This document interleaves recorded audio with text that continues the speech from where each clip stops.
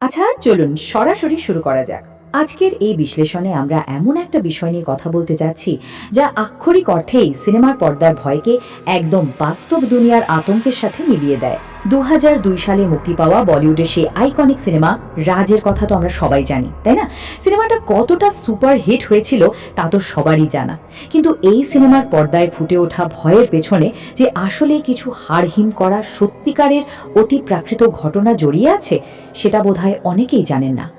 ভাবুন তো একবার, কোন একটা বিখ্যাত হরর সিনেমায় কি আসলেই কোনো সত্যিকারের ভূত বা ডাইনির চিৎকার ব্যবহার করা সম্ভব? প্রথম শুনলে এটা হয়তো স্রেফ একটা গিমিক বা সিনেমার প্রমোশনাল স্টান্ট বলে মনে হতে পারে, কিন্তু আজ আমরা একদম গভীরে গিয়ে দেখব যে এই দাবিটা আসলে কতটা সত্যি, আর কিভাবে স্রেফ একটা শব্দ, হ্যাঁ একটা মাত্র শব্দ, পুরো সিনেমাটার মেরুদণ্ড হয়ে উঠেছিল। তো শুরুতেই আসা যাক আমাদের প্রথম পর্বে, কিভাবে একটা ক্লাসিক হরর সিনেমার উত্থান হলো আর বলিউডে শুরু হলো হররের একদম নতুন একটা যুগ। সেই সময়ে সমালোচকদের ধারণা আর বাস্তবের মধ্যে আকাশ পাতাল তফাৎ ছিল। সিনেমাটা যখন প্রথম মুক্তি পায় তখন ফিল্ম ক্রিটিকরা একে স্রেফ একটা বি গ্রেড হরর ফ্লপ বলে একরকম বাতিলই করে দিয়েছিলেন। মানে তারা ভেবেছিলেন আগের ওই মানহীন হরর সিনেমাগুলোর মতোই এটাও কেউ দেখবে না। কিন্তু বাস্তবতা ছিল সম্পূর্ণ উল্টো।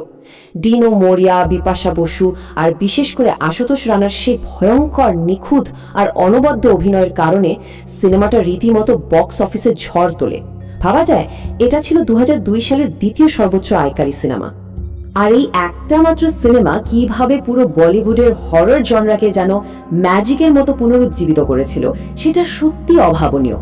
৭০-এর দশকে রামসে ব্রাদার্সের সিনেমাগুলোর পর হরর ঘরানায় যে একটা বিশাল মন্দা চলছিল, রাজ এসে সেটা চিরতরে শেষ করে দেয়। আর এর পেছনে সবচেয়ে বড় কারণটা কি ছিল জানেন? এর একদম খাঁটি অথেন্টিক ভয়, যা সরাসরি স্ক্রিনে ফুটে উঠেছিল। আর এই ভয়টা এতটা জীবন্ত হওয়ার কারণ হলো এর শেকড় লুকিয়ে ছিল একদম বাস্তবের কিছু ঘটনায়। এবার চলুন আমাদের দ্বিতীয় পর্বে যাই, যেখানে আমরা কথা বলবো উটির জঙ্গলের ছায়া আর সেখানকার সত্যিকারের ভয় নিয়ে। চোখ বন্ধ করে একটু কল্পনা করুন তো দৃশ্যটা। উটির জঙ্গল আর পাহাড়ি নদীগুলো এমনিতেই বেশ রহস্যময়।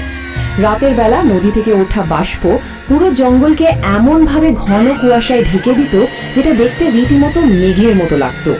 বিপাশা বসু যখন এই জঙ্গলের ভেতরে দৌড়ানোর দৃশ্যগুলোতে অভিনয় করছিলেন তখন কুয়াশা এতটাই ঘন ছিল যে দৌড়াতে দৌড়াতে তিনি প্রায়ই ক্যামেরা ক্রু থেকে অনেক দূরে একেবারে দৃষ্টিসীমার বাইরে হারিয়ে যেতেন। আর এখানেই সবচেয়ে হাড়হিম করা বিষয়টা লুকিয়ে আছে। বিপাশা বসু নিজেই পরে জানিয়েছিলেন যে ক্রুদের কাছ থেকে আলাদা হয়ে যাওয়ার পর ওই ঘোর অন্ধকারে তার মনে হতো জঙ্গলে যেন তিনি একা নন। তিনি খুব গভীরভাবে অনুভব করতেন যে সেখানে অদৃশ্য কেউ একজন বা কিছু একটা আছে। হয়তো চোখে দেখা যাচ্ছে না, কিন্তু তার উপস্থিতিটা একদম স্পষ্ট, গায়ে কাটা দেওয়ার মতো একটা ব্যাপার, তাই না? এই ভয়ের পরিবেশটাকে আরো কিভাবে জমজমাট করা হয়েছিল শুনলে চমকে যাবেন। একদিকে যেমন জঙ্গলের সত্যি একটা অতিপ্রাকৃত উপস্থিতি টের পাওয়া যাচ্ছিল, ঠিক অন্যদিকে পরিচালক বিক্রম ভাট একটা দারুণ প্র্যাঙ্ক বা কৌশল ব্যবহার করেন। তিনি করেছিলেন কি, জঙ্গলের ভেতরে একটা বিশাল ঘণ্টা লুকিয়ে রেখেছিলেন। যখন বিপাশা বসু অন্ধকারে একদম একা থাকতেন তখন হঠাৎ করে ওই ঘণ্টাটা বাজিয়ে দেওয়া হতো। আচমকা এই বিকট শব্দে তিনি আক্ষরিক অর্থে প্রচণ্ড ভয় পেয়ে যেতেন, আর ক্যামেরায় তার ওই নিখুঁত খাঁটি ভয়ের অভিব্যক্তিগুলোই বন্দী করা হয়েছিল। এবার আসা যাক আমাদের তৃতীয় পর্বে, ভৌতিক ফ্লোর আর ফার্নহিলস প্যালেসের পেছনের অজানা সত্য। বলিউডের অনেক ক্রু মেম্বারই জানেন যে এই নির্দিষ্ট হোটেলটি এর প্যারানর্মাল বা অতিপ্রাকৃত কার্যকলাপের জন্য বেশ কুখ্যাত। বিপাশা বসু এবং আমাদের সবার পরিচিত বিখ্যাত কোরিওগ্রাফার সরোজ খান দুজনই এখানে একটা অদ্ভুত অভিজ্ঞতার কথা স্বীকার করেছেন। তারা নিজের চোখে দেখেছেন বাইরে থেকে তালা দেওয়া বন্ধ ঘরের ভেতরে রাখা ভারী ভারী আসবাবপত্রগুলো নিজে থেকেই যেন জায়গা পরিবর্তন করছে। আর শুধু এটাই না, রাত ঠিক ১১টা বাজলেই হোটেলের ইন্টারকম ফোনগুলো কোনো কারণ ছাড়াই সম্পূর্ণ বিকল হয়ে যেত। এবার যে ঘটনাটা বলবো সেটা শুনলে আক্ষরিক অর্থেই আপনার মেরুদণ্ড দিয়ে ঠান্ডা স্রোত বয়ে যাবে। একজন ক্রু মেম্বার ছিলেন দোতলার বা ফার্স্ট ফ্লোরের একটা রুমে। রাত তখন ঠিক ১১টা। হঠাৎ করেই তার রুমের ফোনটা ডেড হয়ে যায়। ঠিক এর পরপরই তিনি তার একদম ওপরের ফ্লোর থেকে আসবাবপত্র টানাটানি আর খুব ভারী পায়ের আওয়াজ শুনতে পান। তীব্র ভয়ে আর আতঙ্কে তিনি কোনো মতে রুম থেকে বের হয়ে সাহায্য চাইতে সোজা নিচে রিসেপশনের দিকে দৌড় লাগান।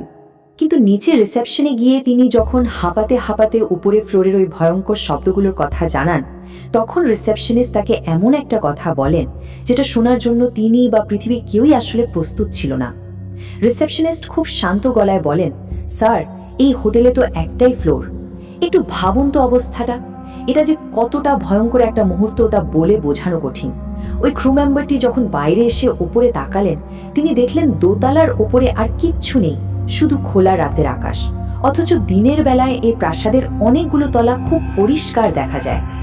এবার আমরা চলে এসেছি আমাদের চতুর্থ পর্বে, সেই বিখ্যাত চিৎকারের আসল উৎস আর মুকেশ মিলসের গা ছমছমে রহস্য। একটু পেছনের দিকে তাকানো যাক। 1870 সালের দিকে মুম্বাইয়ে এই মুকেশ মিলস তৈরি হয়। এরপর 1982 সালে এক ভয়ঙ্কর অগ্নিকাণ্ডে পুরো মিলটা একদম পুড়ে ছাই হয়ে যায়। আর ঠিক এরপর থেকেই জায়গাটা মুম্বাইয়ের সবচেয়ে ভয়ঙ্কর আর ভৌতিক স্থানগুলোর একটি বলে পরিচিতি পায়। এই পোড়া ধ্বংসস্তূপের ভেতরেই 1995 বা 96 সালের দিকে পরিচালক বিক্রম ভাট প্রথমবারের মতো সেই হাড়হিম করার চিৎকারটি শুনতে পান। 1995 সালে সেই রাতের দৃশ্যপটটা ছিল অসম্ভব গা ছমছমে। বিক্রম ভাট তখন একজন সহকারী পরিচালক হিসেবে কাজ করছেন। বিশাল সেই ধ্বংসপ্রাপ্ত মিলের একদম অন্ধকার দোতলায় 5 জন ক্রু মেম্বার লাইটিং এর কাজ করছিলেন। নিচের ফ্লোরে তখন পুরোদমে শুটিং চলছে। আর ঠিক তখনই ওই নিকষ অন্ধকারের ভেতর থেকে হঠাৎ করে একটা অমানবিক রক্ত জলকরা চিৎকার ভেসে আসে। কিন্তু সবচেয়ে কৌতূহলোদ্দীপক বিষয়টা হলো এর ঠিক পরের ঘটনাটা। চিৎকার শোনার পর যখন নিচে থাকা অ্যাকশন ডিরেক্টররা বড় বড় বেসবল ব্যাট হাতে সেই বিশাল অন্ধকার হলরুম তল্লাশি করতে উপরে যান, তারা সেখানে কাউকে খুঁজে পাননি। জায়গাটা ছিল একেবারেই জনশূন্য, পেনপতন নীরবতা।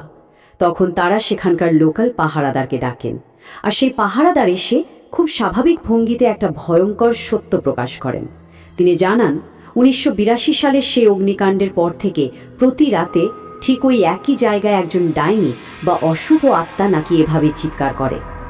আর জানেন এই চিৎকারটা ঠিক কখন শোনা যেত? রাত 2টা থেকে 3টার মধ্যে। পাহারাদার জানান বছরের পর বছর ধরে, এমনকি সেই 2015 সালের দিকে আসা সিনেমা ক্রোরাও ঠিক এই রাত 2টা-3টের উইচিং আওয়ার বা অশুভ সময়ে এই একই অমানবিক চিৎকার নিজেদের কানে শুনেছে।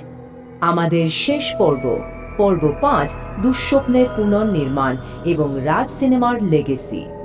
বিক্রম ভাট কিন্তু সেই রাতের ওই ভয়ঙ্কর শব্দটা কোনোভাবেই মাথা থেকে বের করতে পারেননি। তিনি একদম প্রতিজ্ঞা করেছিলেন যে 2002 সালের রাজ সিনেমায় তিনি ঠিক ওই হুবহু শব্দটাই ব্যবহার করবেন। কিন্তু কাজটা তো আর এত সহজ ছিল না। তিনি প্রায় 50 থেকে 100 জন ছেলেমেয়ের অডিশন নেন। তারা সবাই স্টুডিওতে এসে গলার সর্বোচ্চ শক্তিতে চিৎকার করে আওয়াজ রেকর্ড করেন, কিন্তু কোনোভাবেই কোনো একজন সাধারণ মানুষের কণ্ঠের চিৎকার সেই মুকেশ মিলের অমানবিক চিৎকারের সাথে কিছুতেই মেল ছিল না। তো যখন কোনো একক মানুষের কণ্ঠ দিয়ে কাজ হলো না, তখন তারা একটা অদ্ভুত অডিও ইঞ্জিনিয়ারিংয়ের পথ বেছে নিলেন। তারা একটা ছেলের এবং একটা মেয়ের চিৎকারের অডিও নিলেন, তারপর সেটাকে একত্রে মিক্স করে স্পেশাল টিউনিং করা শুরু করলেন। আর এটা ততক্ষণ পর্যন্ত করা হলো যতক্ষণ না পর্যন্ত তা ঠিক সেই মুকেশ মিলের ভূতের চিৎকারের সাথে একদম নিখুঁতভাবে মিলে যায়। হ্যাঁ, ঠিকই শুনেছেন, সিনেমার পর্দায় যে শব্দটা আমাদের এত ভয় দেখায় তা আসলে এভাবেই তিল তিল করে তৈরি করা হয়েছিল। সত্যি বলতে রাজ শুধু একটা সিনেমাই ছিল না, এটা ছিল বলিউডের জন্য একটা বিশাল মাইলফলক। এর সেই নিখুঁত ভয়ঙ্কর অডিও ডিজাইন এবং বাস্তব জীবনের খাঁটি আতঙ্কের ওপর ভিত্তি করে তৈরি হওয়ার কারণেই সিনেমাটা বলিউডে আধুনিক হররের একটা নতুন ট্রেন্ড চালু করতে পেরেছিল। বাস্তব ভয়কে পর্দার সামনে এতটা নিখুঁতভাবে ফুটিয়ে তোলার এই যে ঐকান্তিক চেষ্টা, এটাই মূলত সিনেমাটিকে আজ পর্যন্ত স্মরণীয় করে রেখেছে। আমাদের আজকের এই আয়োজনের শেষে এসে আপনাদের কাছে একটা প্রশ্ন রেখেই বিদায় নিচ্ছি। পরের বার যখন কোনো হরর সিনেমায় হাড় হিম করা কোনো শব্দ শুনে আপনার মেরুদণ্ড দিয়ে আতঙ্কের ঠান্ডা স্রোত বয়ে যাবে, তখন একবার অন্তত নিজেকে প্রশ্ন করে দেখবেন তো, সেটা কি নিছকই কোনো সাউন্ড ইফেক্ট, নাকি আমাদের চারপাশে লুকিয়ে থাকা কোনো বাস্তব অশুভ শক্তিরই এক প্রতিধ্বনি। আজকের মতো এই বিশ্লেষণ এখানেই শেষ করছি। ভালো থাকবেন।